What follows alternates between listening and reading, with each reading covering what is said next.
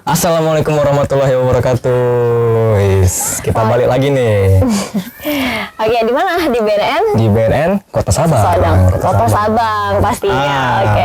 Siapa sih yang gak kenal Kota Sabang? Iyalah, tempat salah satu wisata yang ada di Kota Banda Aceh yang pastinya keren banget, ya kan? Kota Banda Aceh. Kota Sabang loh. Oke, Kak, gimana kabarnya? Alhamdulillah kabarnya baik. Alhamdulillah baik. Baik, ya. sehat-sehat. Soalnya kalau nggak sehat nggak mungkin loh diundang di sini. Masya ya, Allah, benar sekali. Ini pasti nih penonton-penonton nih, Kak. Ini kiblatnya ke arah kakak nih. Iya dong, pasti. Pasti. Kenapa? Cuci mata. Ih, benar kali. Aduh, saya minder nih. Karena saya kurang cantik. Bukan apa ganteng kok. Oke, nih mungkin kita kenalan dulu kali, Kak. Oke. Karena kan mereka juga belum tahu nih. Tapi sebelum mereka, saya dulu udah kenal semua. Oh iya. Tapi kayak kita sebelumnya sempat ketemu ya. Oh iya, di mana dong? Yang waktu acara apa ya, saya lupa deh, yang waktu ada milenial Milenial.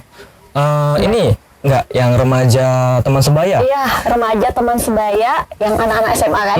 Iya benar. Keren banget ya, didikan dari BNN Kota Sabang. dong. Wow, luar biasa. BNN Karena aku dong. selalu juga loh pas ngelihat mereka kan, kebetulan aku jadi narasumber ya di situ. Benar. Dan menurut aku, tapi kita kenalan dulu kali ya sebelum panjang.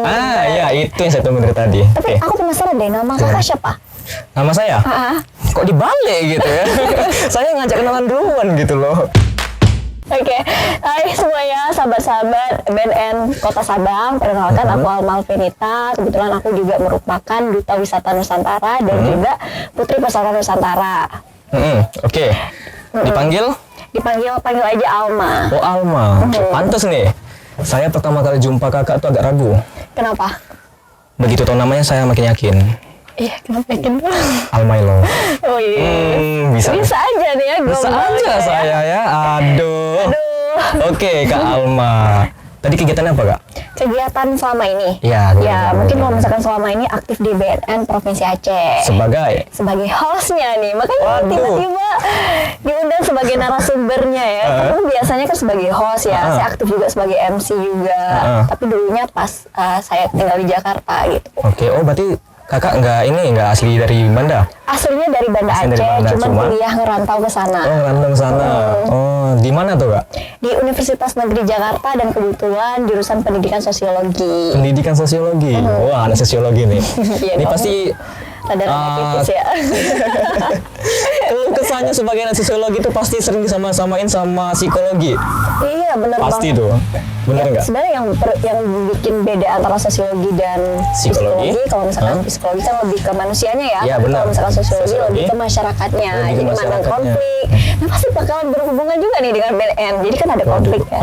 Konflik penyalahgunaan narkoba itu masuk bagian dari konfliknya gitu. Konfliknya berarti lebih ke membahas konfliknya kalau sosiologi ini ya. Iya. Oke, siap. Nih kehadiran kakak di sini pastinya ada maksud tertentu dong. Iya, ada dong, latar belakangnya gitu. Tahu nggak kira-kira apa? Apa? Oh, nggak tahu ya? Nggak. Oke, jadi kakak itu di sini itu kita mau bahas-bahas tentang narkoba, Kak. Oke. Nah, tentunya tentang narkoba ya. Kan? Iya. Nah, narkoba dari segi milenialis. Oke, ngomongin masalah narkoba ya. Narkoba itu kan merupakan zat obat-obatan ya. Bener. Obatan yang mengandung zat-zat adiktif yang pastinya juga sangat mempengaruhi ya bagi generasi milenial saat ini. Karena sebagai generasi milenial ini kan mereka mudah sekali terpengaruh gitu. Iya, benar. Dengan pergaulan mereka, dengan banyak tantangan yang mereka dapatkan kayak gitu nah jadi sebagai generasi milenial sebaiknya ada langkah-langkah tertentu sih menurut aku yang untuk menjauhi narkoba itu sendiri. Oke, luar biasa ya, belum ditanya udah dijawab. Wow. Ini mantap. Ini baru bagus, nggak apa-apa. Berarti itu kita bahas narkoba dari segi milenialis. Iya, oke, berarti kakak kan termasuk Alma kan termasuk dalam golongan anak-anak milenialis. Iya dong. Bener dong, iya. Ya kan? Ilham juga kan? Iya dong, harus dong. Saya mana mau dianggap tua gitu. Ya, Alma. Tadi kan Alma sempat bilang nih, kok narkoba tuh zat yang berbahaya karena bisa buat apa? Kecanduan ya. Iya. Kecanduan. Oke. Kenapa dikatakan berbahaya menurut Alma nih? Oke, karena menurut aku kan narkoba itu gimana ya, zat adiktif kan, zat adiktif yang pastinya sangat berbahaya bagi generasi milenial sekarang, dan pastinya mereka yang mempergunakannya itu kan mempengaruhi kesehatan mereka, mental mereka, terus psikologis mereka juga, karena dampak dari narkoba itu sangat bahaya tentunya kan. Misalkan dari kita lihat dari ciri-cirinya aja tuh, yang saya tahu tuh ada 2 ya. Kalau misalkan dari cara fisik itu bisa dilihat dari mereka yang menggunakan suntik kayak gitu kan. Nah itu pastinya kelihatan ya ada bekas gunting-gunting hijau gitu. Terus juga kalau misalkan kita lihat dari ciri-ciri yang lainnya, mungkin terlihat matanya agak lembam gitu kan, agak biru, sayu gitu ya, sayu gitu, dan itu kan merupakan ciri-ciri dari narkoba itu sendiri bagi mereka menggunakannya.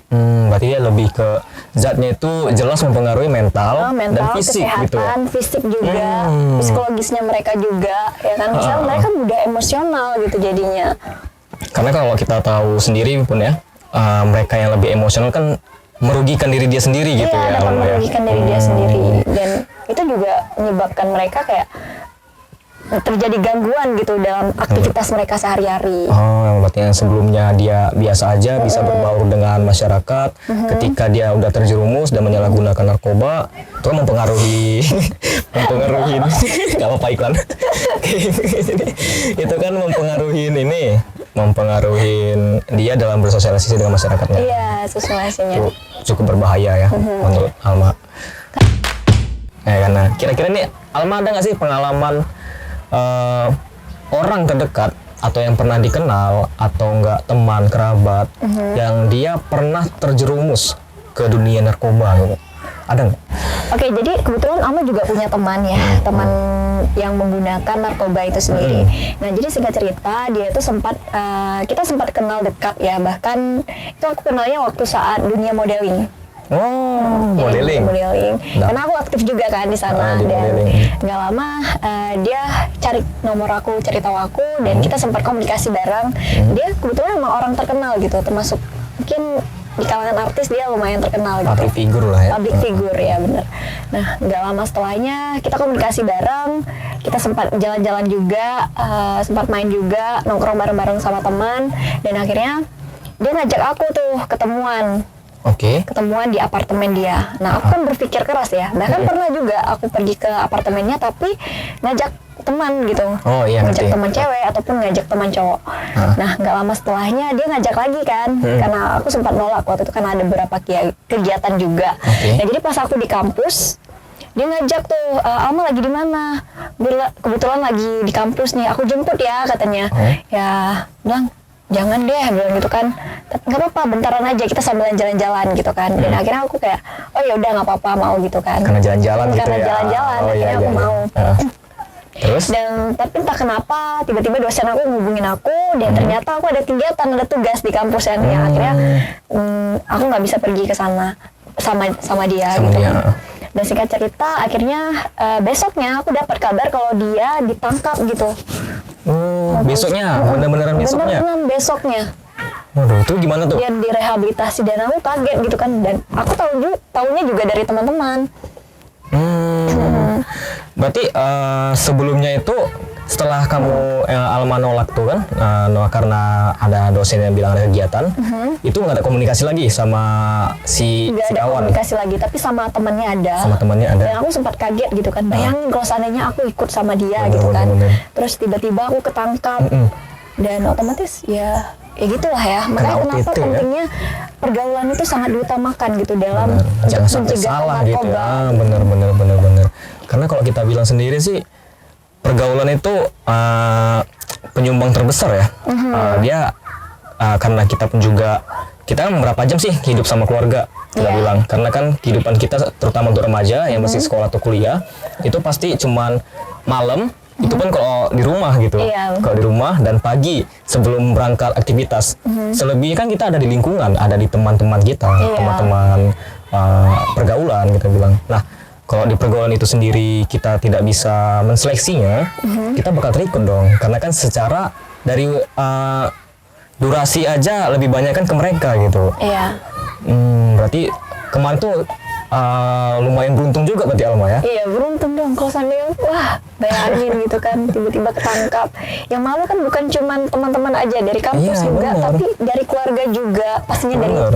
saudara-saudara yang di Aceh, keluarga aku yang di Aceh gitu. Tetangga malu nggak tuh kira-kira? Ya pastinya, tapi sempat loh foto aku Gimana? tuh terpampang di Gimana? detik.com Gara-gara tetangga? gara-gara dia. Oh bukan, gara-gara dia. Gara-gara dia Oke.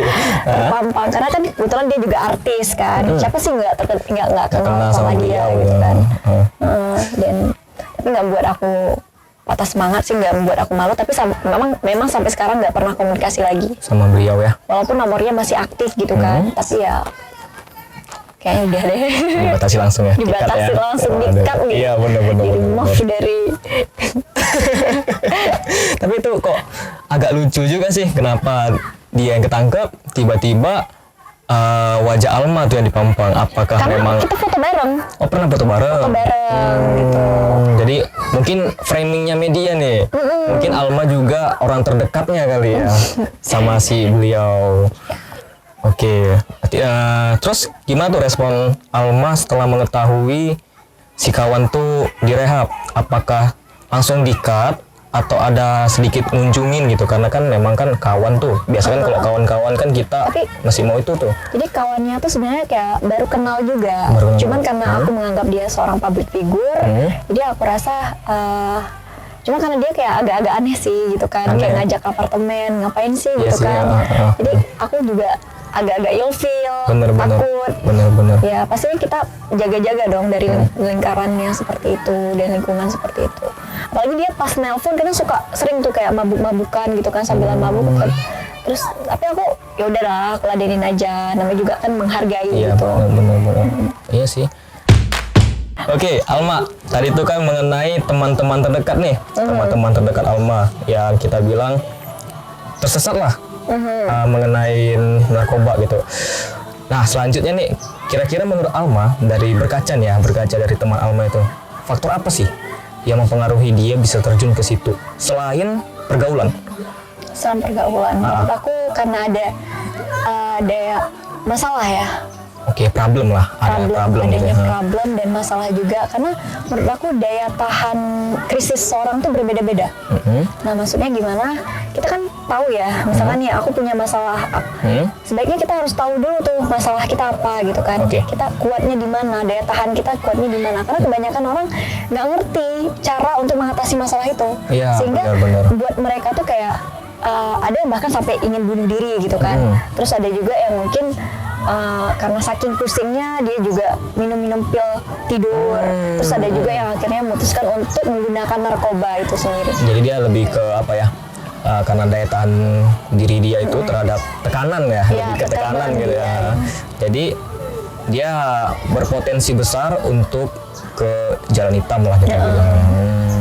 Itu dari faktor dalam diri. Dari dalam diri. Ada lagi nggak kira-kira? Selain dari dalam diri, pertemanan, ada lagi nggak Apa ya? yang bisa mempengaruhi orang-orang itu narkoba gitu? Saya Wah, bilang, oke. Menurut aku sih dari keluarga ya. Keluarga, Karena keluarga benar. itu berperan penting untuk mengatasi narkoba itu sendiri. Karena kan yang namanya keluarga, mereka kan faktor utama gitu, yang bahkan mereka tuh hidup sehari-hari di situ, Benar. berkumpul di situ, makan di situ, bahkan semua di situ. Nah, mungkin dengan keluarga ikut aktif untuk mengatasi gitu kan, untuk terlibat aktif ya otomatis bakalan terhindar dari ya. narkoba itu. Jadi meskipun yang tadi kita bilang masalah pergaulan, meskipun keluarga itu kuantitasnya mungkin agak kalah dibandingin pergaulan, tapi justru kalau keluarga yang berkualitas itu mau dimanapun pergaulannya, anak tidak akan mudah terpengaruhi. Bener nggak, Alma? Iya betul. Meskipun kita tahu ya kuantitasnya tadi kan tuh Iya. kalah tuh keluarga tuh, karena kan biasa orang tuh lebih banyak mainnya di luar daripada di keluarga. Daripada keluarga. Tapi kalau keluarganya sendiri menanamkan nilai-nilai yang baik kepada anaknya, yang bisa menjadi habit ataupun sifat, itu saya yakin pasti Bakalan terhindar gitu ya, Iya. meskipun dimanapun dia pergaulannya. Bener. Terus ada satu lagi. Apa tuh? Ada sih menurut aku faktor agama. Agama. Faktor agama tuh berperan penting ya sih, Ah, karena benar. kan yang namanya agama kan kita harus kepada agama juga, dan otomatisnya dengan kita punya keyakinan dan berprinsip juga, itu secara nggak langsung kita jauh gitu dari godaan-godaan tertentu, termasuk dari menggunakan narkoba itu sendiri. Oh, berarti ketika kita udah punya prinsip mengenai agama kita yang kita pegang teguh, itu justru kita kalau mau berbuat yang berlainan dari agama, itu kita kayak tertahan gitu ya. Iya, tertahan. Apalagi kita punya tujuan tersendiri gitu. Benar. Merasa diawasi terus ya? Merasa diawasin, Oh, was-was. Oke. Oke. Ada lagi nggak selain agama? Udah sih kayaknya itu aja. Kayaknya itu aja ya. Oke, berarti itu faktor seseorang bisa terpengaruhi, terjerumus ke penyalahgunaan narkoba menurut Alma, mewakili millennials dong pastinya. Oke, itu tadi. Terus nih, kita mau tahu juga nih dari Alma nih. Apa tuh? Tadi kan kita udah tahu nih pengertiannya apa. Terus juga kita udah sharing mengenai pengalaman pribadi dari Alma. Terus juga ada faktor-faktornya gitu. Kira-kira nih menurut Alma, cara mengatasinya? Cara mengatasinya simpel sih. Yang Gimana pertama kan tuh? kayak jaga pergaulan yang pertama. Oke, Jaga benar. pergaulan. Karena jangan mudah percaya sama orang lain. Karena kalau misalkan kita terlalu percaya sama orang lain juga itu bahaya juga. Berarti kita harus skeptis gitu ya? Harus jaga-jaga kayak gitu. Karena bisa jadi nggak cuman teman dekat aja, bahkan mungkin dari keluarga juga bisa terjadi gitu. Benar. Karena sesuai kata pepatah gitu ya, Alma ya. Rambut sama hitam gitu kan, tapi hati siapa yang tahu gitu Iya, ya. kita nggak ada yang tahu baik buruknya, orang kan beda. Terus yang kedua, kita bisa melihat dari dampak dari bahaya dari narkoba itu sendiri. Berarti Kayak tadi lebih ke edukasi gitu ya? Ya, edukasinya. Nah, itu kan berperan penting juga. Benar. Dengan kita tahu dampak-dampaknya, misalkan dari fisiknya bisa berbahaya kayak gitu kan, psikologisnya juga. Secara nggak langsung bisa kayaknya. Bisa, sebenarnya bisa, karena kan semakin paham kita kan kita ngelakuinnya itu jadi lebih hati-hati gitu. Ya, lebih. Terus ada lagi nggak? Ada sih lakuin hal-hal yang bermanfaat. Contohnya? Kan kayak aktif ya, aktif kegiatan-kegiatan tertentu, ikutan nonton-nonton video yang berhubungan dengan motivasi. Pasti deh secara nggak langsung kita bakalan terlupa dengan Hal-hal yang buruk gitu ya. Karena aku pribadi juga sendiri juga gitu. Dengan aku aktif dengan berbagai kegiatan, ikutan modeling, ikutan kemana aja gitu, aktif MC segala macam tuh secara nggak langsung lupa gitu. Kita nggak bakalan ingat lagi apa yang mau, misalkan hal-hal buruk terjadi gitu kan. Walaupun misalkan aku punya teman yang narkoba juga, tapi nggak membuat aku Terikut ke sana gitu. Jadi untuk ini kan kita bilang kan harus aktif nih, supaya kelupaan lah sama yang hal-hal yang buruk, nggak kepikiran. Bagaimana kalau untuk kaum mager? Kaum mager? Kaum ini apa namanya, rebahan? Kaum rebahan. Itu kan mereka tuh kan pasti males banget tuh kegiatan-kegiatan aktif. Ada saran nggak? Ada saran? Ya sarannya gimana? Karena kan kita kan gini nih, Alma. Di samping mereka mageran nih, kita kan tahu juga nih. Kalau mereka itu pasti menghabiskan waktunya dengan di tempat tidur sambil main HP. Itu kan nggak produktif tuh. Ada saran nggak supaya mereka lebih produktif? Jangan salah. Gimana? Biasanya kan orang yang mager gitu kan. Itu kayak aku kadang juga suka mager juga. Ya pasti semua orang juga pasti pernah ngalamin rasa mager kayak gitu. Kayak ngapain sih aku kayak gini, mending udahlah tidur aja. Masa lelah gitu dengan kehidupan ini kan. Yang jelas pasti kalau aku pribadi sih ya kayak pegang HP kan pasti otomatis suka nonton TikTok ya, apalagi zaman-zaman sekarang. Bener. Mungkin dengan edukasi di TikTok gitu kan yang kata-kata pencegahan narkoba bisa gitu, karena kan siapa tahu pas kita scrolling gitu kan kita lewat gitu, oh ini ya cara ngatasin narkoba gitu kan, oh ini ya dampak negatif dari narkoba gitu. Berarti selain mager tapi dia tetap bermanfaat gitu ya, karena nambah ilmu juga gitu ya. Kabar baik nih untuk kalian kaum berbahan, kalian bisa menggunakan internet lebih positif lagi. Kalaupun iya itu intinya berarti internet positif dengan produktif. Internet positif, bukan gunakan internet baru kena internet positif gitu ya. Itu jangan nakal-nakal. Oke, berarti ada lagi nggak, Alma? Apa ya, udah sih itu aja kali ya. Itu aja kali ya. Ya, jadi ini Alma ini agak sedikit bising, nggak apa-apa ya, karena memang konsep kita itu menyatu dengan alam gitu. kebetulan lagi ada acara juga kan. acara apa tuh Alma? Acara 17-an. Tapi kayaknya bukan 17-an lagi deh. 19-an nih. Gak apa-apa. Kita kan merayakan kemerdekaan itu kan nggak hanya berpatok sama satu tanggal Iya, gitu. betul. Karena kita juga mengenang jasa-jasa para pahlawan yang dulunya juga berjuang kan. Iya. Tuh, jadi kita luar biasa. Di Sabang ini sampai 19-an, mungkin 20-an juga ada kali. Masih ada ya? 20-an, 21-an. Oke, jadi ini kita mau bahas, ada nih satu lagi nih. Apa tuh? Tapi sebelum kita masuk ke pembahasan, Alma boleh mundurin dikit nggak? Oke, Boleh. dekat Oke. ya. Enggak sih, Terus kenapa? manisnya kelewatan. Ya ampun. Aduh. Sempatnya digombalin. Oke, lanjut Alma. Nih, tadi kan kita udah bahas mengenai pengertian. Oke. Kedua, tadi apa? Saya lupa jadinya. Faktor ya? Faktor. Cara mengatasi juga. Cara mengatasi. Ini yang paling penting nih, harapan Alma untuk kedepannya, Harapan Alma. untuk generasi-generasi milenialis. Itu gimana? Biar supaya kita tuh benar-benar bersih dari narkoba. Itu harapannya. Harapan. Apakah harapan untuk BNN-nya juga bisa, atau ke depan tuh si generasi penerusnya juga bisa? Ya, harapan aku sih semoga untuk generasi milenial dulu ya. Semoga ke depan generasi milenial bisa lebih baik ya. Lebih baik pasti. Lebih maju, lebih produktif juga, dan intinya selalu memanfaatkan internet produktif juga, biar kita terhindar dari bahaya dan penyalahgunaan narkoba. Karena zaman juga udah mulai mengarah ke digitalisasi gitu ya, Alma. Mengarah juga jadi ya. Kita harus memanfaatkan gitu ya, meskipun kita nggak pandai gitu ya, kita nggak mungkin ngelawan arus, kita hanya ikutin dan manfaatin gitu. Bener ya? Iya benar. Ada lagi nggak? Aduh, aku grogi tahu. Kenapa? Soalnya tidak pernah ada ini hal, jadi aku grogi. Emang saya siapa? Ada lagi nggak harapan Harapannya untuk ke depan? intinya tidak ada kata lelah ya untuk terus melawan narkoba. Jangan sampai dengan kamu menggunakan narkoba itu bisa menghambat aktivitas kamu untuk mencapai cita-citamu dan mimpimu gitu. Benar.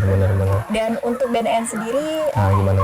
Ini saya tunggu dari tadi nih. oh ya, Untuk kami. saya rasa semoga ya kedepannya tetap terus berprofesional ya untuk memberantas narkoba agar masyarakat itu percaya gitu dengan kehadiran BNN Kota Sabang terutama. Amin. Secara ininya untuk seluruh BNN lah kali ya. Untuk seluruh BNN juga semuanya, dan kan khususnya tadi. Benar. Wah, tuh luar biasa tuh. Harapan dari Alma tuh membuat ini saya nih agak lebih bersemangat nih. Membuat aliran darah itu lebih gencar gitu, lebih gencar. Tapi ngomong-ngomong darah nih, ngomong-ngomong darah nih. Darah itu kan organ tuh, salah satu organ tubuh. Kira-kira nih, organ tubuh apa yang ada di lemari? Organ tubuh apa yang ada di lemari? Apa ya? Apa? Kepikiran. Kepikiran. Organ tubuh yang sering di dalam lemari adalah jantung. Kok jantung? Jantungan baju. Jantung. Itu mah gantungan. Waktu gantungan. Iya. Aduh. Gantung. Tahu nggak? Kalau meja itu Tunggu. Itu ada apa tuh di samping? Mana? Coba lihat. Ada aku di hatimu. Waduh. Udah meleleh lagi nih. Waduh. Memang bisa sih. Bisa ya. Tapi tadi Parah lagi tapi. aduh, ini dulu ya, Bang ya. Pinjam dulu, Bang. Itu dulu ya, Kak ya. Profesional. Dulu ya, Kak. Oke. Tapi ini Alma nih datang ke sini naik apa tuh? Naik apa? Waktu dari Banda ke Sabang itu naik apa? Naik kapal. Naik kapal. Kapal lambat. Oke. Tapi tahu nggak sih, ada transportasi yang bisa buat kita itu susah lupa. Apa tuh? Nggak tahu? Ayo dong. Susah lupa. Ayo dong. Apa ya? Transportasi yang buat kita nggak bisa lupa itu kapal. Ya. Kapal pun dimanapun, ku ingin selalu tetap dengan kamu. Oke, Alma. Ini kayaknya untuk podcast hari ini kayak cuma segini aja kali ya. Iya. Karena semua kayaknya udah kita bahas sih. Nggak semua juga. Mungkin akan berkelanjutan nih. Kita bakalan undang Alma gitu. Karena kayaknya dia melebihi narkoba sih. Kecanduannya. Kecanduannya. Iya. Oke, Alma, kita tutup ya. Ada satu pesan. Oh, ada. Oke, apa tuh? Dan untuk generasi milenial, jangan sesekali kita menggunakan narkoba. Karena kan sekali aja kita jatuh ke perangkap itu, maka itu nggak akan lepas. Benar. Dan yang pastinya, jangan sesekali dekatin narkoba, stop narkoba. Karena siapa lagi ya kalau bukan kita sebagai generasi milenial. Jauhi narkoba, karena narkoba dapat membunuhmu dan keluargamu. Masya Allah, oke. Luar biasa sekali. Kata-kata penutup dari Alma. Oke. See you next time and bye-bye.